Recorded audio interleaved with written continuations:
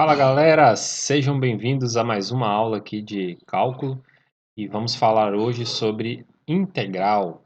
Então vamos lá para a nossa aula de integral. Hoje nós vamos aprender sobre a integral indefinida, vamos ver o que é, tá? Mas antes da gente ver o que é uma integral indefinida, vamos ter a noção aí do que seria essa integral, fazendo uma antiderivada. Como assim uma antiderivada? Seguinte, pensa aí nessa função, x ao quadrado. Se eu fosse derivar x ao quadrado, seria 2x, né? Cairia uma unidade e ali o 2 desceria para multiplicar o x.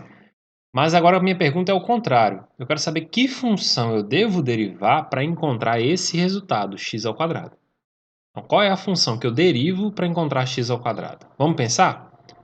Bem, para cair para x ao quadrado, posso pensar primeiro no expoente, né? X ao cubo. Se eu coloco um expoente x ao cubo, quando eu derivar esse 3 desce, e aí minha potência aqui de x, meu expoente do x vai ficar x ao quadrado. Então, uma parte do problema eu já resolvi, né? Se eu derivar x ao cubo, eu caio para um x ao quadrado. Mas eu tenho um problema aqui que é esse 3, né? Como é que eu resolvo esse problema desse 3 aí? Eu não quero esse 3. Eu quero que fique só x ao quadrado. Então, para eu resolver esse problema, então basta eu derivar essa mesma função botando sobre 3 aqui, um terço, né? O número 1/3 para eu eliminar ele. Ou dividir esse x ao cubo por 3. Quando eu faço isso, olha lá, derivada de x ao cubo sobre 3. Esse 1/3 ele é um número, então ele fica quieto, não derivo ele. E no x ao cubo eu derivo. Aí vai ficar 3x ao quadrado, como a gente derivou lá em cima, vezes esse 1/3, que vai ficar assim. Aí o 3 de cima vai cortar com o de baixo e eu sobro no x ao quadrado. Então, a função que eu devo derivar para dar x ao quadrado é a função x ao cubo sobre 3. O que isso tem a ver com a integral? O que essa antiderivada tem a ver com a integral? Então, se o x ao cubo sobre 3, quando eu derivo, o resultado é o x ao quadrado, então eu digo que essa é uma integral e a gente vai simbolizar a integral com esse símbolo aqui, ó. Ela é uma das integrais de x ao quadrado, ou seja, integral de x ao quadrado dx é igual a x ao cubo sobre 3. A integral, gente, é justamente isso, a antiderivada. Qual é a função que eu devo derivar para encontrar o que está dentro aqui da minha integral. Quando eu resolvo isso, eu resolvo a integral. Vocês observaram que apareceu essa palavrinha dx? Esse símbolo dx ele sempre vai aparecer nas integrais. Na verdade, pode ser dx, dy, dz, d a letra que for. Ela indica qual é a variável que está sendo integrada. A maioria das funções vai ser com x, né? Então, dx. Mas se tivesse uma função em y, então seria dy. Uma função com z, dz, uma função com a, dA. Esse dx vai sempre aparecer indicando que a variável que está sendo integrada é o x. Então, a integral, gente, nada mais é do que isso aí. É a antiderivada. É qual função eu devo derivar para encontrar o que está aqui dentro, tá? Então, na verdade, eu faço o processo contrário. Eu, ao invés de derivar, eu volto para uma integral. Eu integro ela, eu não derivo. Eu volto ela para o que ela era antes de ser derivada. Mas vocês notaram aí, pessoal, que eu falei bem assim, uma integral, lá na frase eu coloquei isso aí, uma integral de x ao quadrado dx era x ao cubo sobre 3. Não quer dizer que tem outra? Por que é uma integral indefinida? O que isso quer dizer? Integrar não é isso, né? Achar antiderivado? O que eu devo derivar para encontrar o que está aqui dentro? Bem, é o seguinte, ó, veja só. A gente raciocinou que se eu derivo essa função, x ao cubo sobre 3, dá x ao quadrado. Verdade, então essa é uma integral dessa função.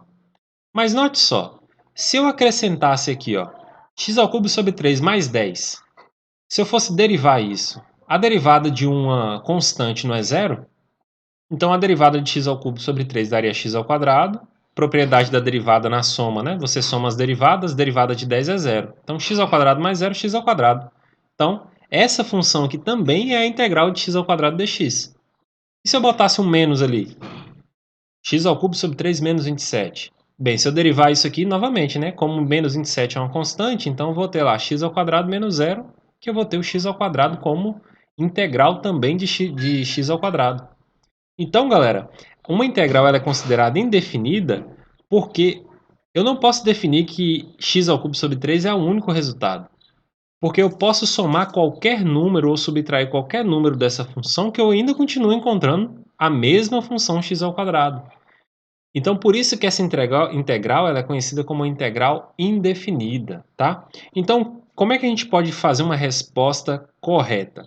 Veja só, essa integral de x ao quadrado dx pode ser x ao cubo sobre 3, pode ser x ao cubo sobre 3 mais c, pode ser x ao cubo sobre 3 menos 17, ou, se eu estou vendo aqui que eu posso colocar qualquer número aqui, então eu digo que essa integral ela é x ao cubo sobre 3 mais c, aonde c pode ser qualquer número real, aqui, ó, c pertence a R.